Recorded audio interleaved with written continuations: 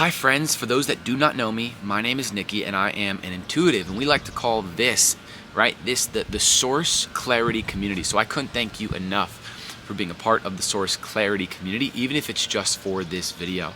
I want to share a little bit of a story about me going on a hinge date and it not working out. But I want to show you how this is like one of the most incredible ways to begin attracting a life that you truly desire to attract. So I'm going to give you a little bit of the story. I want to see if you can extract the lesson from this story. And then I'm going to give you some insight as to how you can actually begin to manifest abundance, whether that's in regards to money, career, or relationships. What this is specifically focused in on, which is like dating and things of that nature. So, years ago, I was doing quite a bit of solo traveling.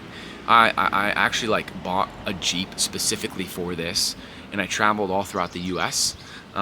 And I was just on my own. I grew out like this giant beard. I had long hair, and it was great. And there were moments of it that were difficult, but it was just like this exploration of self, an opportunity for me to just be out there in nature and experience the positive, experience the negative, because there's a ton of negative aspects that I experienced as well.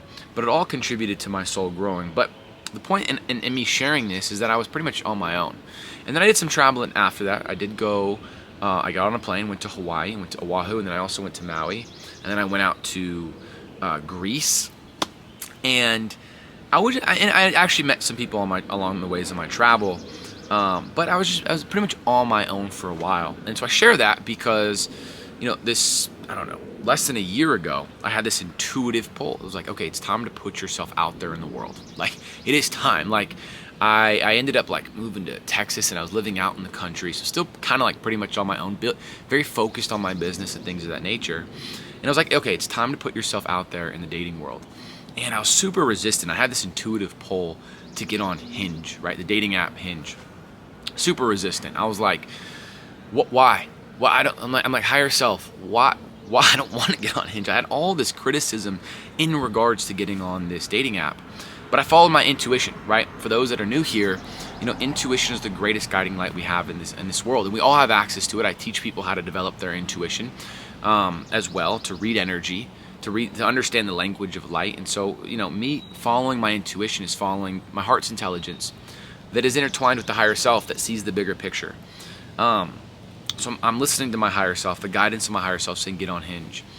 And again, I want to see if you guys can extract the lesson in this. So I had all these limiting beliefs in regards to Hinge, the dating app, but I get on it, and I'm not getting like a lot of matches. And sure enough, my self-image and all these limiting beliefs, my self-image and my confidence are starting to plummet. My insecurities are beginning to increase, okay?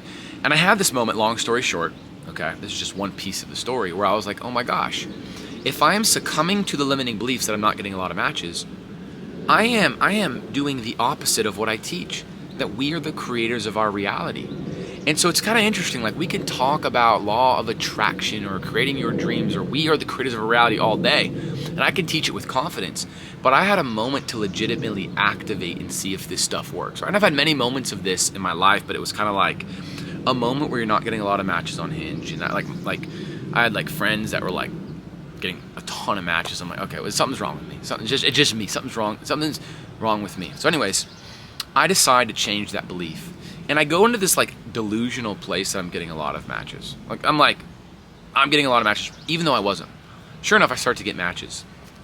And I had this intuitive pull to actually just go on a date. Like, just go on a date. And I match with someone and I go on a date. And I was having a little bit of anxiety in regards to different areas of my life, which I'll get into a second. But I go on this date, and I thought I went like pretty good.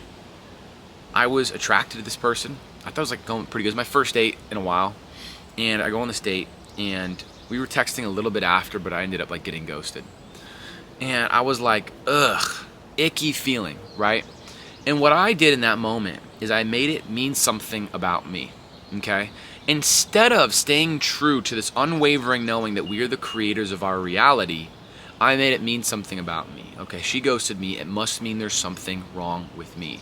And how many of us, we experience obstacles or adversity, whether it's in regards to dating, whether it's in regards to going after, in pursuit of a business, whatever it may be.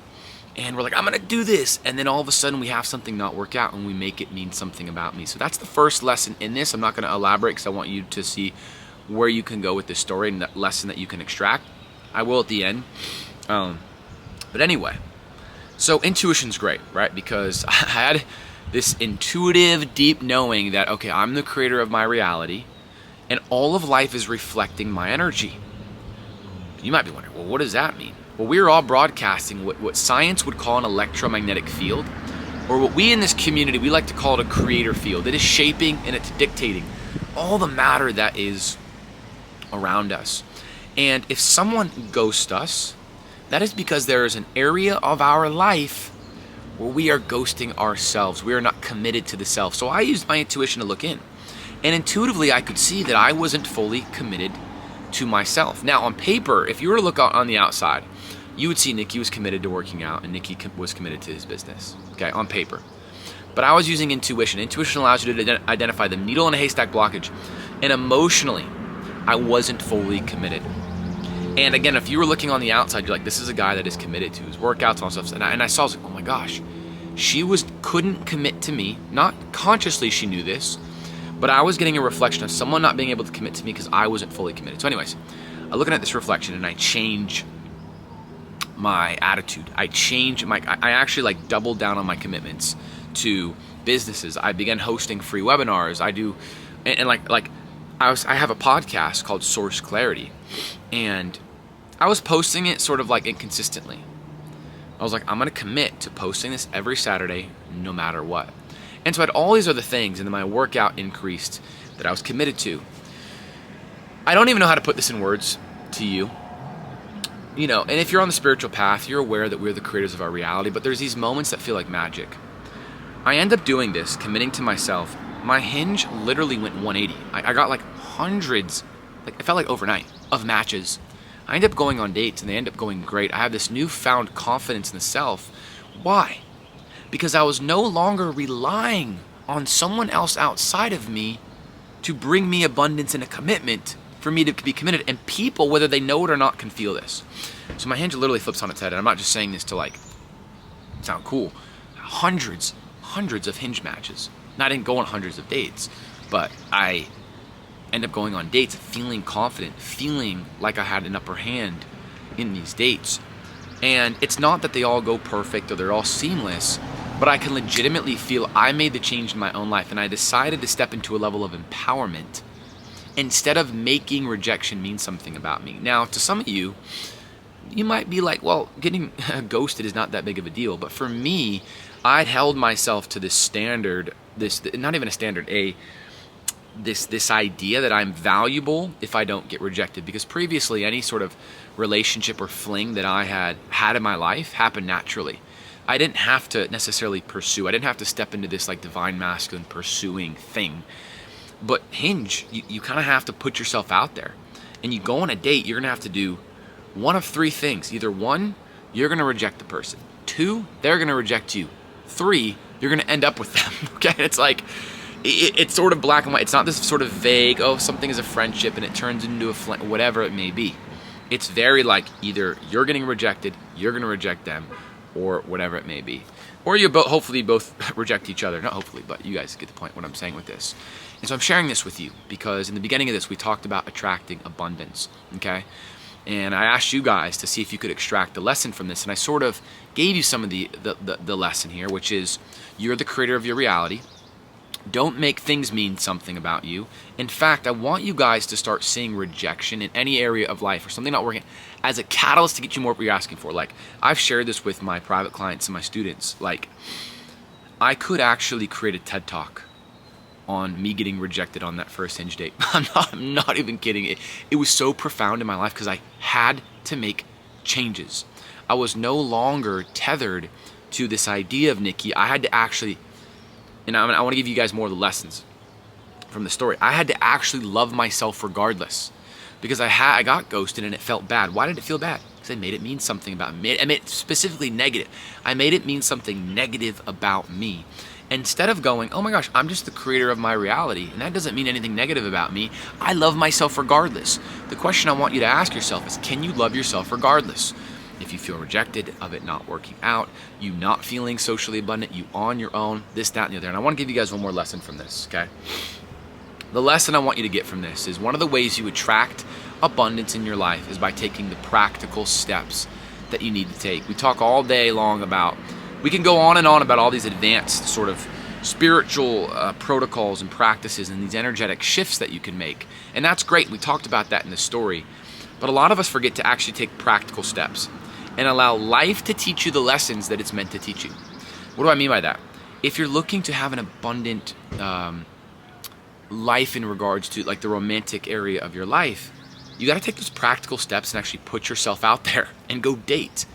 If you want to have like a financial abundance, you have to go out and actually like learn about money and like spend it, save it, like learn about it. Do all the things that you can possibly do so that life can teach you the lessons on how to attract it. I think in the spiritual world, a lot of us are like, let's have the mindset, which is great. And it's actually essential. It is a necessity. But this video is essentially talking about the practical steps that you can take.